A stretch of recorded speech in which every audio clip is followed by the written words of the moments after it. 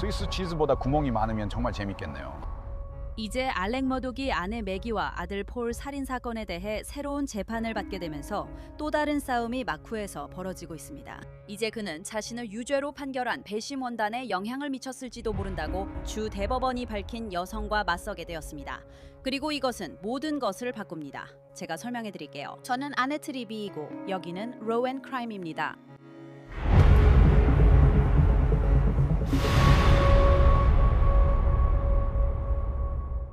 머독 사건의 최신 반전과 알렉스의 새로운 민사소송에 대해 말씀드리기 전에 모건앤모건이라는 로펌에 대해 알려드리고 싶어요. 이 로펌은 35년 넘게 국민을 위해 싸워왔고 고객들을 위해 300억 달러 이상의 보상을 받아냈어요. 전국 100개 사무실에 1000명이 넘는 변호사가 있다는 점이 그 실적을 증명해요. 모건앤모건을 고용하는 건 마치 당신을 위해 싸우는 군대를 고용하는 것과 같습니다. 이 팀은 고객이 정당한 보상을 받을 수 있게 열심히 싸웁니다. 모든 로펌이 똑같지는 않습니다. 잘못된 곳을 선택하면 시작도 하기 전에 이미 패배할 수 있어요. 만약 다치게 된다면 모건앤모건을 찾아보세요. 승소하지 않으면 수수료도 없어요. 더 자세한 내용은 forthepeople.com/crimefix에 접속하거나 아래 링크를 클릭하거나 화면에 보이는 QR코드를 스캔하세요. 알렉 머덕은 아내 매기와 아들 폴을 살해한 혐의로 새로운 재판을 받게 됩니다. 사우스캐롤라이나 대법원은 이에 대해 분명하게 밝혔습니다. 법원의 5명의 판사들은 알렉 머독의 공정한 재판을 받을 권리가 현재 불명예를 아는 법원석이 베키 힐에 의해 일부 침해되었다고 밝혔습니다. 그리고 이제 알렉 머독은 베키 힐이 그 죄에 대해 대가를 치르길 원하며 그 대가가 커야 한다고 주장합니다. 그는 새로운 소송에서 그 이유를 자세히 설명하고 있습니다. 곧 그 부분을 말씀드리겠습니다. 먼저 혹시 놓치셨을까봐 간단히 요약하겠습니다.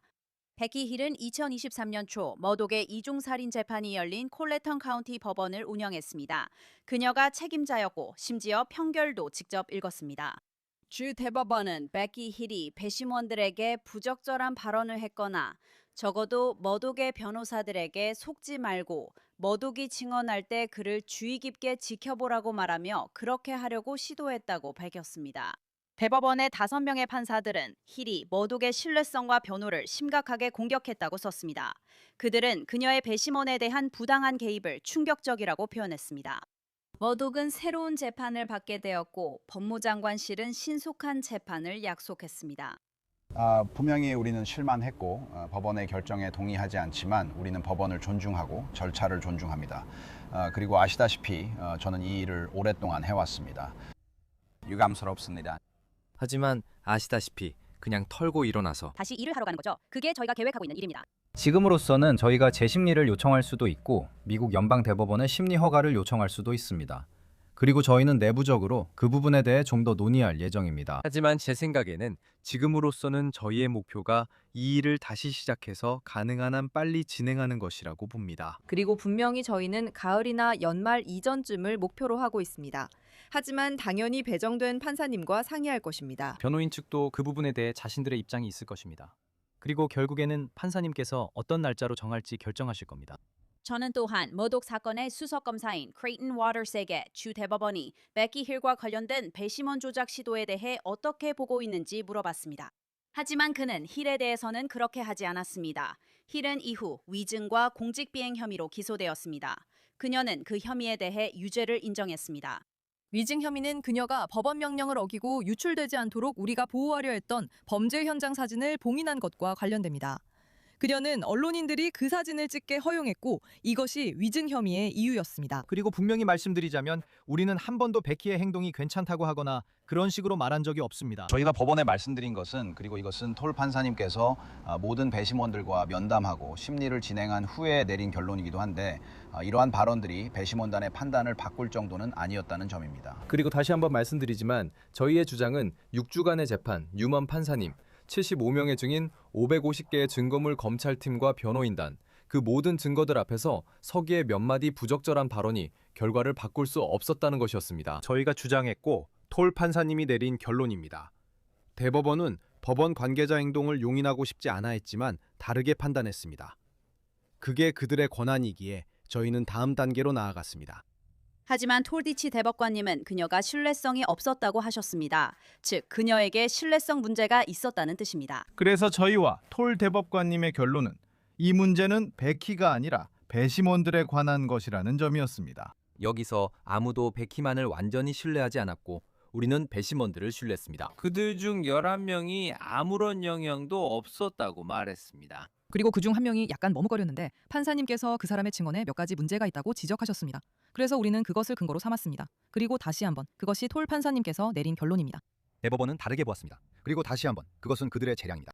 이제 연방 민권 소송에 대해 말씀드리자면 알렉 머독이 베키 힐을 상대로 소송을 제기했습니다. 저희는 리처드 알렉산더 머독 시니어를 대신해 레베카 힐을 상대로 소송을 제기했습니다. 그리고 이 소송은 헌법상 권리 박탈에 대한 구제를 위해 연방 민권법 42조 미국 법전 1983항에 따라 제기한 것입니다. 그 권리는 알렉스가 공정한 재판을 받을 권리, 즉 조작되거나 부당한 영향을 받지 않은 배심원단 앞에서 재판을 받을 권리였습니다. 사우스캐롤라이나주 대법원의 판결로 이는 주 법률에 따른 문제로 판결되었습니다. 그녀는 알렉의 헌법적 권리를 박탈했고 공정한 재판을 받을 권리를 빼앗았습니다. 결국 우리는 모든 것을 다시 해야 하고 그건 아무도 원하지 않습니다. 연방 소송은 베키 힐이 배심원 조작을 했다고 주장하고 있으며 알렉 머독이 은퇴 계좌에서 나온 60만 달러를 살인 재판 변호에 썼다고 주장합니다. 머독은 그 금액, 어쩌면 그 이상을 힐을 상대로 소송하고 있습니다. 우리가 주장한 손해배상에는 첫 번째 재판을 위해 사용된 60만 달러 이상의 금액과 기타 보상적 손해배상가 포함되어 있습니다. 이제 분명히 말씀드리겠습니다. 알렉 머독은 여러 사람에게 많은 빚이 있습니다. 회수된 돈은 그에게 개인적으로 돌아가지 않습니다. 그리고 이 소송의 목적은 베키 힐이 한 일에 대해 책임을 지게 하는 것입니다. 그녀는 자신의 행동에 대해 전혀 책임을 추궁당하지 않았습니다.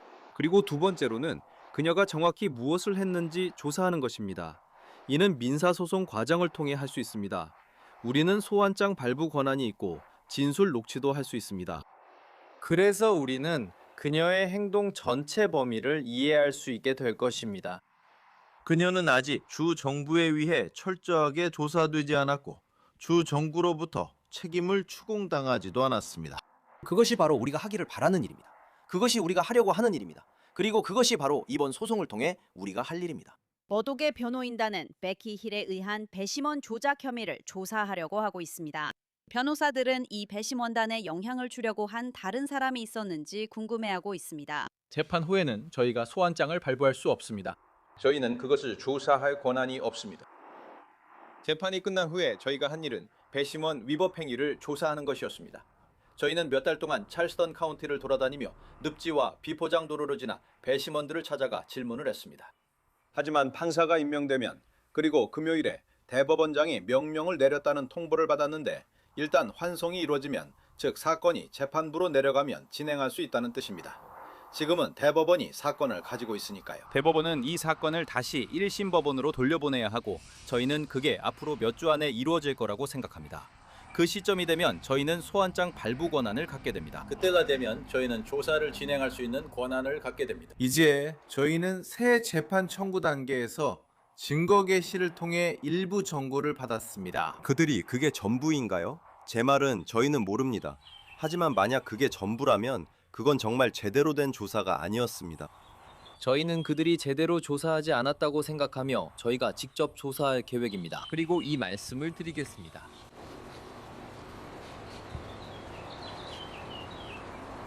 이것 또한 스웨트에게 추가 정보를 얻기 위해 보낸 정보 공개 청구였습니다.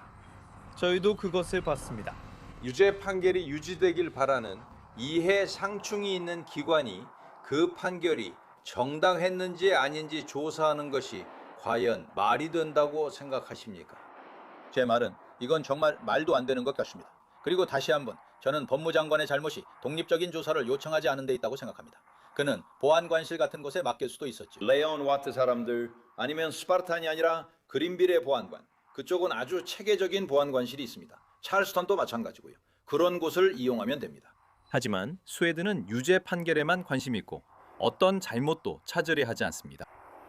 제 말은 그게 인간 본성이라 생각해요. 그래서 저희는 아직 조사 안 된 것들이 많아 직접 조사해보고 싶어요. 그리고 문제는 짐, 필, 저 모두 계속 얘기했듯이 그녀가 혼자 그 일을 했냐는 점입니다. 이 일에 그녀를 도운 사람이 있었을까요?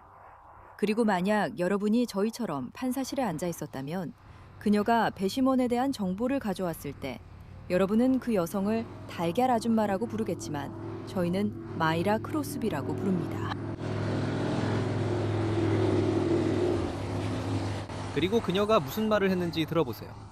한 번은 페이스북 페이지에 관한 이야기를 완전히 지원했습니다. 두 번째는 설명할 수 없게도, 정말 설명할 수 없게도 익명의 이메일이 판사에게 도착했습니다. 우리는 그 사실을 듣지 못했습니다. 그것은 법무장관실과 스웨트가 우리와 상의 없이 조사했습니다. 안전장치는 없었습니다. 솔직히 우리가 순진했다 해도 할 말 없습니다. 그 점을 강하게 따지지 않았고 지금 생각해도 마찬가지입니다. 돌이켜보면 우리는 그렇게 했어야 했습니다. 우리가 그때 더 적극적으로 나섰어야 했지만 논쟁을 감당하기 어려웠습니다. 이제는 가능합니다. 머독의 변호사들이 조사하고 싶다고 말한 부분 중 하나는 이른바 달걀 아줌마로 알려진 배심원 785번 마이라 크로스비를 배심원단에서 제외하려는 시도 뒤에 진짜로 무엇이 있었는지입니다. 하지만 저희는 답을 듣고 싶은 질문들이 많이 있습니다. 그녀가 혼자 했는지 궁금합니다. 그녀가 단지 유명세를 위해 그런 일을 했던 건지 분명히 그랬던 것 같은데요. 그리고 말씀드리자면 이 달걀 아줌마 배심원의 제외는 매우 의심스럽습니다. 그리고 그건 사건의 일부가 아니었어요. 우리는 그것을 소장에 포함시킵니다. 우리는 그녀가 말한 모든 불일치를 지적합니다. 유먼 판사에 따르면 에그레이디, 즉 크로스비 씨의 전 남편이 페이스북에 무언가를 올렸다고 합니다. 이제 우리는 그것이 거짓말이었다는 걸 알죠. 아니면 누가 그녀에게 속였던 겁니다. 제 말은 전혀 말이 안 된다는 겁니다. 마이라 크로스비의 변호사인 조 맥컬런은 배심원 조작 수사와 관련된 자료에 대한 보호 명령을 해제해달라고 판사에게 요청했습니다. 그래야 슬레드가 그 자료를 그에게 공개할 수 있기 때문입니다. 녹음 시점에 베키 힐 변호사들은 소송에 답하지 않았고 소송은 막 제기된 상태였습니다. 알렉 머독 재심의 일정과 장소도 아직 정해지지 않았습니다. 변호인 측은 내년에 재판을 원한다고 말하지만 주에서는 가능하다면 올해 알렉 머독의 재판을 다시 열기를 원하고 있습니다. 머독의 변호인단은 첫 번째 재판 이후 새로운 증거를 받았다고 말합니다. 그리고 그들이 활용할 다른 정보들도 있습니다. 지난 재판에서 우리는 머독이나 매기의 가족과는 관련 없는 신원비상의 남성 DNA가 그녀의 손톱 밑에서 발견됐다는 점을 지적했습니다. 그 부분은 아시다시피 제대로 추적되지 않았습니다. 우리는 지난 재판 전 그 부분을 추적해달라고 요청했으나 우리는 그 DNA를 보유하고 있지 않아서 아무것도 할 수 없습니다. 아마도 새로운 사건으로 처음부터 다시 시작해서 법원에 명령을 요청해 그들이 그 DNA를 코디스로 보내도록 강제할 수 있을 것입니다. 코디스는 국가 DNA 데이터베이스입니다. 그러니까 제 말은 우리가 책임자였고 시설과 법의학 실험실 그리고 슬레드와 수색 영장 권한이 있었다면 우리는 훨씬 다르게 그리고 더 신속하게 일을 처리했을 것입니다. 많은 기회가 사라졌고 그래서 그게 안타깝습니다. 전 우리는 많은 정보를 얻었습니다. 사람들이 알렉을 위해 무료로 일하고 있어요. 우리처럼요. 그리고 그들은 정말 흥미로운 것들을 발견했어요. 그리고 그들은 상당한 양의 정보를 슬레드에 넘겼어요. 슬레드가 그것을 가지고 뭔가 했는지 아니면 앞으로 할지 궁금하네요. 사우스캐롤라이나 주 법무장관 앨런 윌슨은 재심에서 알렉 머독에게 사형이 다시 고려될 수 있다고 말했어요. 이로 인해 머독의 변호인들은 불쾌해했어요. 그는 분명 자기 사무실 변호사들과 이야기하지 않고 있어요. 아마도 그는 주지사 선거 캠페인에 쓸 좋은 멘트를 정치 컨설턴트들과 논의 중일 거예요. 법은 명확하게 복수심에 의한 기소라면 사형을 구형할 수 없다고 규정하고 있습니다. 그렇죠. 여기 질문이 있습니다. 그가 5년 전엔 몰랐지만 지금은 아는 것이 무엇일까요? 그가 왜 사형을 구형하겠다고 말하는 걸까요? 새로운 증거가 나온 건가요? 그래서 우리는 좀 지치고 피곤합니다. 그리고 이 사건이 시작된 이후로 앨런 윌슨이 검사로서가 아니라 정치적으로 행동하는 모습을 계속 봐왔죠. 그는 훌륭한 변호사들을 자신의 팀에 두고 있습니다. 그는 그들의 말을 듣고 그들의 판단에 맡겨야 합니다. 우연히도 그는 베키 힐의 배심원 개입 시도에 대해서는 조사하지 않았습니다.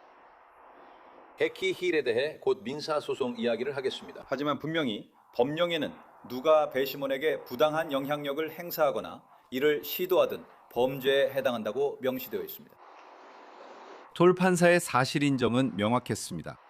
베키 힐이 시도했습니다. 이번 주, 지난주에도 베키 힐이 시도했습니다. 그러니까 제발 앨런, 정치 말고 네 일에 집중해 주세요. 이에 대해 앨런 윌슨은 다음과 같은 성명을 발표했습니다.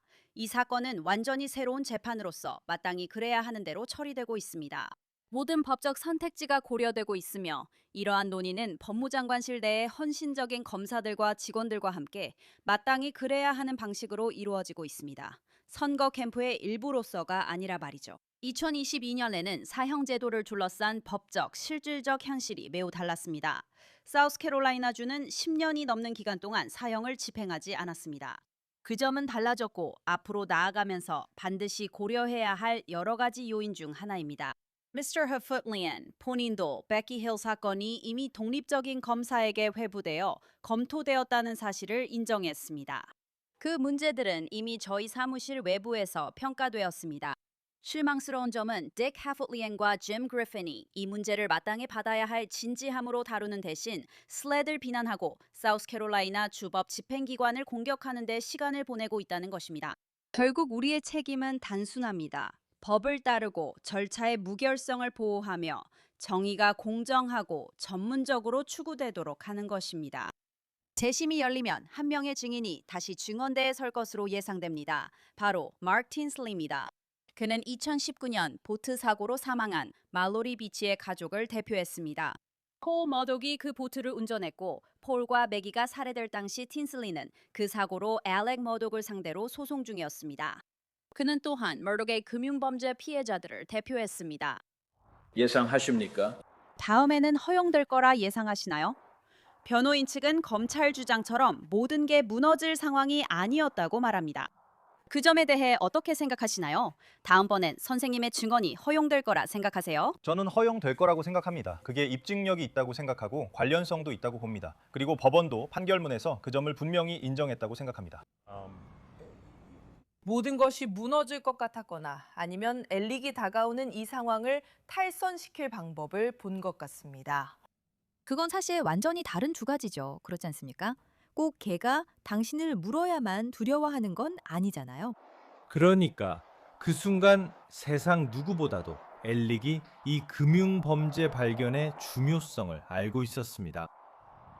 그는 800년의 징역형의 직면에 있었습니다. 그러니까 그는 이 범죄들에 대해 유죄를 인정했죠. 그래서 이 발견의 결과가 무엇일지는 엘릭도 알고 있었을 겁니다. 한번 그 실마리가 잡아당겨지고 모든 것이 풀리기 시작하면 그걸 막을 힘이 자신에게 없다는 것도요. 그러니까 그는 그걸 알고 있었죠. 그리고 제 생각에는 아마 엘릭이 지니 세킹거와 로펌이 뭘 하고 있는지에 대해 걱정하는 순간이 있었을 겁니다. 하지만 그는 수년 동안 그 사람들을 속여왔고 그걸로 잘 넘어갔죠.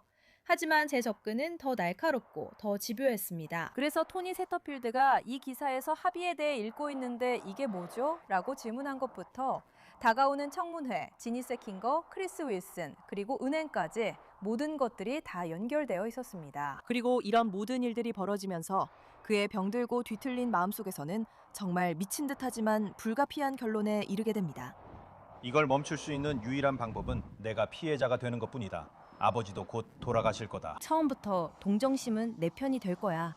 이게 나에게 숨 쉴 틈을 주거나 모든 걸 끝낼 거야.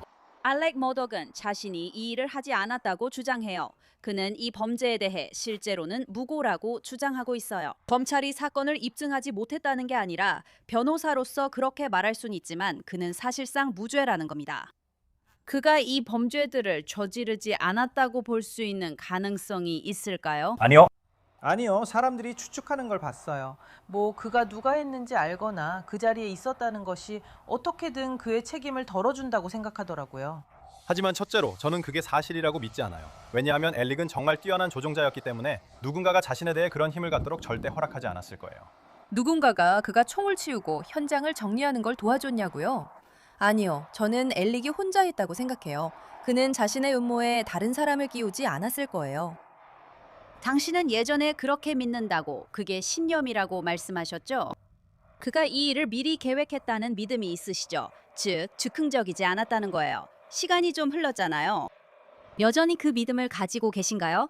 그리고 그가 이 일을 시작했다고 믿으시는 시점에 대한 당신의 생각을 말씀해 주세요. 왜냐하면 그는 이제 살인 혐의를 받는 피고인이거든요. 더 이상 유죄 판결을 받은 살인범이 아니에요. 가장 성공적인 거짓말쟁이들은 거짓말 속에 어느 정도의 진실을 섞는다고 하잖아요. 맞죠? 그래서 저는 그건 그냥 즉흥적으로 생각해낸 게 아니었어요. 그건 그가 실제로 자기 처형에게 했던 말이었어요. 이 일을 계획한 사람이 오랫동안 준비해왔다는 거였죠. 그래서 저는 그가 한 말에 동의했어요. 그리고 우리가 모든 것을 하나씩 알아가기 시작하고 전체 그림이 선명해지기 전까지는 몰랐죠. 민사소송에서 엘릭이 매기를 피고로 삼는 걸 원하지 않을 거라는 게 일반적인 생각이라는 걸 알게 되는 순간이 있죠. 맞죠? 폴이 사용한 건 매기의 신용카드였어요. 그건 보트 사고가 있던 밤뿐만 아니라 그 전에도 여러 번 술을 사는데 반복적으로 사용됐죠. 매기가 보트의 절반을 소유하고 있어요. 그러니까 매기와 관련된 책임이 분명히 존재하는 거죠. 그래서 저는 사실 인정 요청서를 보냈어요. 일릭은 소셜미디어에서 목소리를 내지 않았거든요. 그리고 이게 민사 사건에서 자주 있는 일이에요. 우리가 이 사람이 클루라는 걸 인정해라 라고 하면 그게 클루라는 걸 증명하기 위해 증인을 부를 필요가 없거든요. 그래서 만약 일릭이 매기가 소셜미디어에 올린 게시물에 기록된 이런 사실들을 알고 있었다는 걸 인정한다면요. 그리고 그가 그 지식이 그에게도 적용된다는 거죠. 이 보트를 폴에게 부주의하게 맡긴 것과 관련해서라면 굳이 매기를 고소할 필요가 없는 거예요. 하지만 그는 그것을 부인합니다. 그리고 그는 2020년 11월, 12월, 그러니까 살인사건 몇 달 전에도 그것을 부인합니다. 그리고 그때는 저에게 말이 안 됐어요. 왜냐하면 제가 모두를 고소하지 않을 거라고 생각하면 안 되거든요. 저는 모두를 고소해 왔으니까요. 고소하지 않았어요. 그때는 폴을 고소하지 않았어요. 그때는 매기를 고소하지 않았어요. 하지만 거기에는 알렉이 배심원을 조작하려고 할 거라는 전략적인 이유로 제가 걱정했던 부분이 있었어요. 그래서 이것이 그를 견제하는 방법이었어요. 왜냐하면 저는 언제든지 나중에 그들을 다시 고소할 수 있으니까요. 그리고 저는 그 점을 그에게 분명히 했어요. 두 번째 재판이 어떻게 보이나요? 제 생각에는 첫 번째 재판의 축약된 버전일 것 같아요. 연결이 잘 안 됐던 부분들은 아마 빠질 것 같아요. 제 생각에는 알렉이 절대 벗어날 수 없는 게 바로 그 거짓말이라는 거예요. 세 사람이 견사에 갔고 한 명의 거짓말쟁이만 돌아왔어요. 그러면 어떻게 12명에게 내가 모든 것에 대해 거짓말을 했다고 설득할 수 있을까요? 그리고 당신은 그 영상에 대해 말하고 있죠. 저는 그 살해 직전 영상에 대해 말한 거예요. 그래요. 하지만 그의 거짓말은 여전히 남아있고 그는 여전히 그것을 해명해야 해요. 그리고 제 생각에는 그는 여전히 해명하지 못하고 있어요. 그래서 저는 그게 다음 재판에서도 그의 아킬레스건이 될 거라고 생각해요. 알렛 머도건, 사우스캐롤라이나의 한 교도소에서 보호구금 상태입니다. 그는 금융범죄로 27년형을 복역 중이며 같은 범죄로 연방형도 함께 받고 있습니다. 물론 저희는 이 모든 소식을 계속해서 전해드릴 것이며 새로운 소식이 들어오는 대로 바로 알려드리겠습니다. 이번 크라임픽스 에피소드는 여기까지입니다. 저는 아네트 리비였습니다. 함께해 주셔서 정말 감사합니다. 다음에 이곳에서 뵙겠습니다.